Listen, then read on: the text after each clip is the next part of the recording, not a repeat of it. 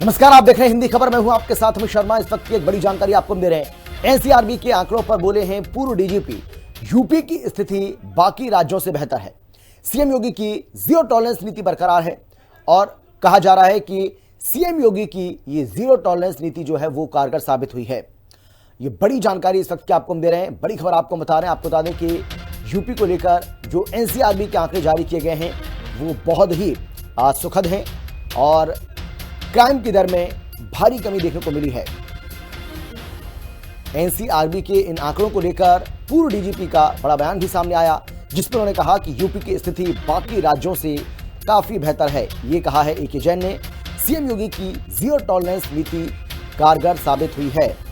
तो एनसीआरबी के इन आंकड़ों को लेकर यूपी के पूर्व डीजीपी का ये बहुत बड़ा बयान, जिसमें उन्होंने कहा कि यूपी की स्थिति बाकी राज्यों से काफी बेहतर है और इसके साथ ही उन्होंने कहा कि सीएम योगी की जीरो टॉलरेंस की जो नीति है वो कारगर साबित हुई है और इसी का ये नतीजा है। उत्तर प्रदेश पुलिस की कार्यप्रणाली है, जिस हिसाब से कार्य कर रहे हैं उसके बहुत अच्छे नतीजे फील्ड में देखने को मिल रहे हैं। जो उत्तर प्रदेश सरकार, गृह मंत्री, उत्तर प्रदेश के मुख्यमंत्री जो निर्देश दे रहे हैं वो उसका जो पालन हो रहा है फील्ड स्तर पर, उसमें साफ पकड़ अपराधियों के ऊपर दिखाई पड़ रही है। तो ये एक बहुत उल्लेखनीय है और यूपी का क्राइम रेट हर वर्ष नीचे आ रहा है।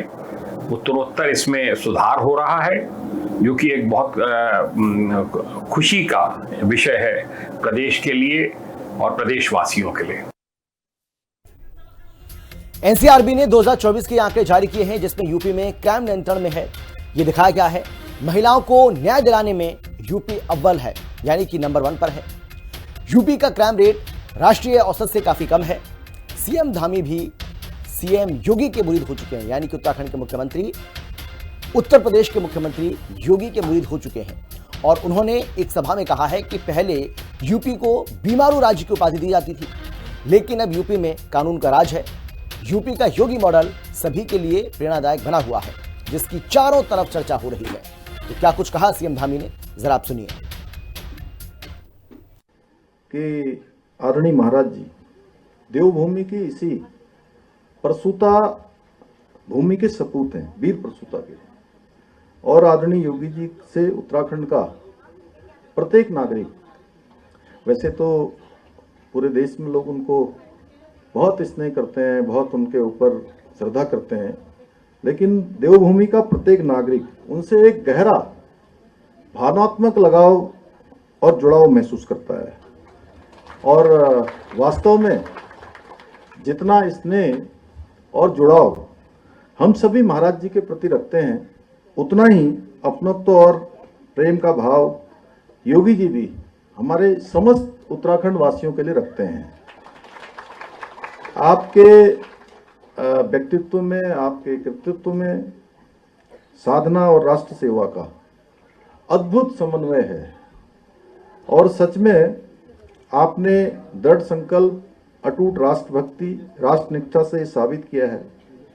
जब संन्यास की साधना राष्ट्र सेवा के संकल्प से जुड़ जाती है तो वो राष्ट्र निर्माण का एक सशक्त आधार बन जाती है। आपने आदरणीय प्रधानमंत्री श्री नरेंद्र मोदी जी के मार्गदर्शन में उत्तर प्रदेश को, जिसको कि बीमारू राज्य की संज्ञा दी जाती थी, उस बीमारू राज्य की संज्ञा से बाहर निकालकर सुशासन और सशक्त कानून व्यवस्था वाले एक आदर्श राज्य के रूप में स्थापित करने का जो ऐतिहासिक कार्य किया है, वो हम सभी के लिए प्रेरणा का स्रोत है। और आज उत्तर प्रदेश की जो आपका मॉडल है, उसकी गूंज सभी जगह सुनाई देती है। अभी तो जहां एक तरफ मुख्यमंत्री धामी योगी की तारीफ कर रहे हैं, तो विपक्ष उनके ऊपर सवाल दाग रहा है। और जो एनसीआरबी के आंकड़े आए हैं उसको लेकर भी कई तरह के गंभीर सवाल विपक्ष की ओर से खड़े किए जा रहे हैं। सुनिए जरा।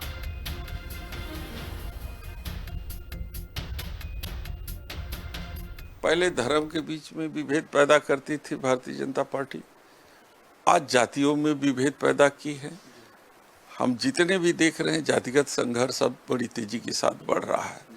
बनारस में घवापुर की घटना एक है, अभी सिंधोरा में जातिगत संघर्ष हुआ है, गाजीपुर की घटना में विश्वकर्मा बेटी के साथ क्या हुआ ये भी आप लोगों ने देखा।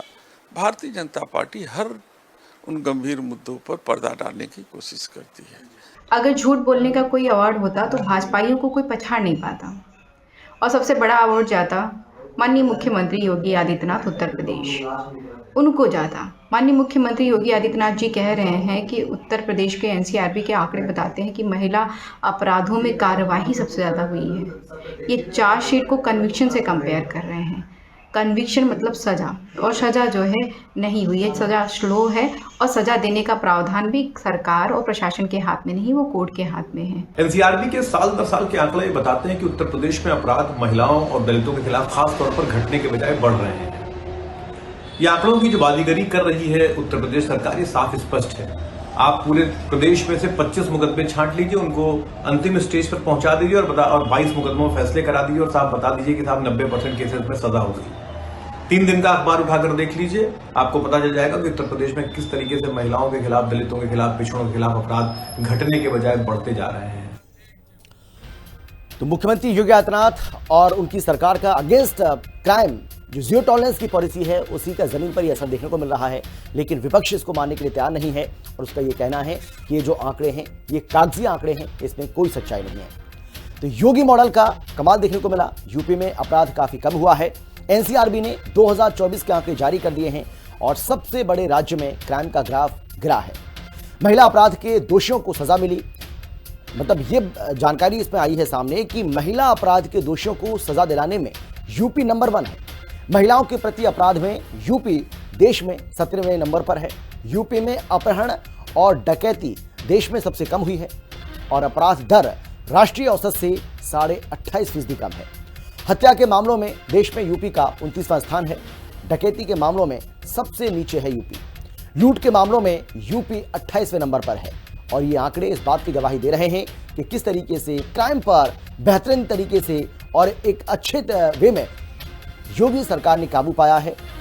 और एनसीआरबी के जो आंकड़े सामने आए हैं, जिन एनसीआरबी के आंकड़ों का विपक्ष लगातार हवाला देता रहा है, उन्हीं एनसीआरबी के आंकड़ों को अब वो झूठा बता रहा है और उन पर भरोसा नहीं कर रहा है।